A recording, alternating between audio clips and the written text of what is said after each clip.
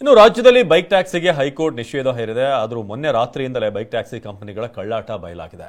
High court ಆದೇಶಕ್ಕೂ ಕಿಮ್ಮತ್ತು ಕೊಡದೆ bike taxi ಫೀಲ್ಡ್ಗಿಳಿದಿದ್ದು TV9 reality ಚೆಕ್ನಲ್ಲಿ ಬಯಲಾಗಿದೆ.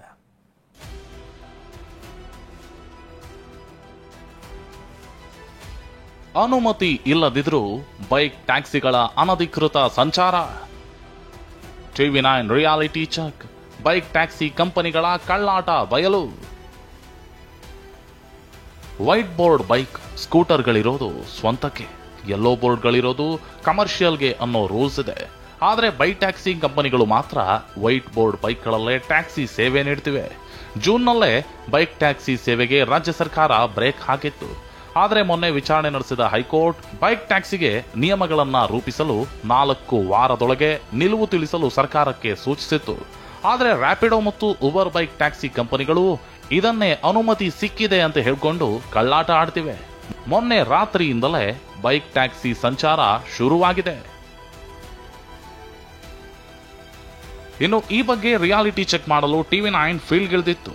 ಇದರಲ್ಲಿ ಬೈಕ್ ಟ್ಯಾಕ್ಸಿಗಳ ಕಳ್ಳಾಟ ಬಯಲಾಗಿದೆ. ಸದ್ಯ ನಾನೀಗ ಮೆಜೆಸ್ಟಿಕ್ KSRTC ಬಸ್ ನಿಲ್ದಾಣದಲ್ಲಿದ್ದೀನಿ. ಇಲ್ಲಿಂದ ಆನಂದರಾವ್ ಸರ್ಕಲ್ಗೆ ಬೈಕ್ ಟ್ಯಾಕ್ಸಿಯನ್ನ ಬುಕ್ ಮಾಡ್ತೀನಿ. ಬೈಕ್ ಟ್ಯಾಕ್ಸಿಗಳು ಸಂಚಾರ ಮಾಡ್ತಿದ್ದಾವ ಇಲ್ಲ ಅನ್ನೋಂಥದ್ದನ್ನ ಸದ್ಯ ನಾನು ನಿಮಗೆ ತೋರಿಸ್ತಾ ಹೋಗ್ತೀನಿ. ನೋಡಿ, ರ್ಯಾಪಿಡೋ ಆ್ಯಪನ್ನು ಓಪನ್ ಮಾಡಿದ್ದೀನಿ. ಬೈಕ್ ಟ್ಯಾಕ್ಸಿ ಈಗಲೂ ಕೂಡ ಸಂಚಾರ ಆಗ್ತಿದೆ. ನೋಡಿ, ಕಾಣಿಸ್ತಾ ಇದೆ. ನಾನು ತೋರಿಸ್ತಾ ಇದ್ದೀನಿ. ಮೆಜೆಸ್ಟಿಕ್ ಬಸ್ ನಿಲ್ದಾಣದಿಂದ ಆನಂದರಾವ್ ಸರ್ಕಲ್ಗೆ 42 ರೂಪಾಯಿ ತೋರಿಸ್ತಿದೆ. ನೋಡಿದ್ರಲ್ಲ, ಅನುಮತಿ ಸಿಗೋದಕ್ಕೂ ಮೊದಲೇ ಬೈಕ್ ಟ್ಯಾಕ್ಸಿಗಳು ಕಾರ್ಯಾರಂಭ ಮಾಡ್ತಿರೋದನ್ನ. ಹೀಗೆ ರ್ಯಾಪಿಡೋದಲ್ಲಿ ಬೈಕ್ ಟ್ಯಾಕ್ಸಿಗೆ ಬುಕ್ ಮಾಡ್ತಿದ್ದಂತೆ ಪಿಕಪ್ ಮಾಡಲು ಯುವಕ ಬಂದೇ ಬಿಟ್ಟ.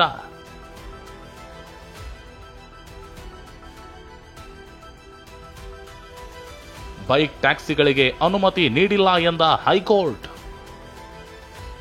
ಇನ್ನು ನಿನ್ನೆ ಕೂಡ ಹೈಕೋರ್ಟ್ನಲ್ಲಿ ಬೈಕ್ ಟ್ಯಾಕ್ಸಿ ವಿಚಾರಣೆ ನಡೆಯಿತು.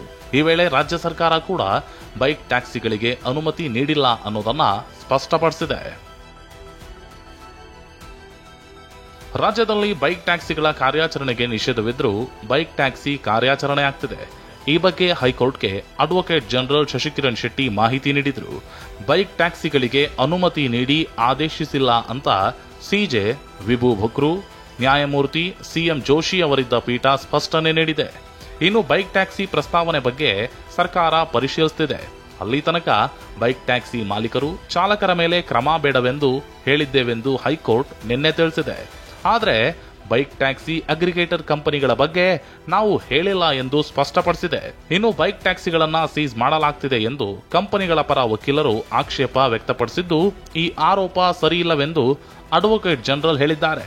ಇನ್ನು ನಾವು ಸ್ಪಷ್ಟಪಡಿಸಿದ ವ್ಯಕ್ತಿಗಳಿಗೆ ತೊಂದರೆ ಕೊಡಬೇಡಿ ಎಂದು ಹೈಕೋರ್ಟ್ ಹೇಳಿದ್ದು, ಬೈಕ್ ಟ್ಯಾಕ್ಸಿ ಬಗ್ಗೆ ನಿಲುವು ತಿಳಿಸುವಂತೆ ಸರ್ಕಾರಕ್ಕೆ 4 ವಾರಗಳ ಕಾಲಾವಕಾಶ ನೀಡಿದ್ದು, ಸೆಪ್ಟೆಂಬರ್ 22ಕ್ಕೆ ವಿಚಾರಣೆ ನಿಗದಿಪಡಿಸಿದೆ.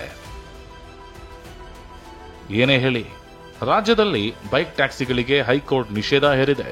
ಆದರೆ ಬೈಕ್ ಕಂಪನಿಗಳ ಕಳ್ಳಾಟ ಮಾತ್ರ ನಿಂತಿಲ್ಲ. ಕಿರಣ್ ಸೂರ್ಯ, TV9 ಬೆಂಗಳೂರು.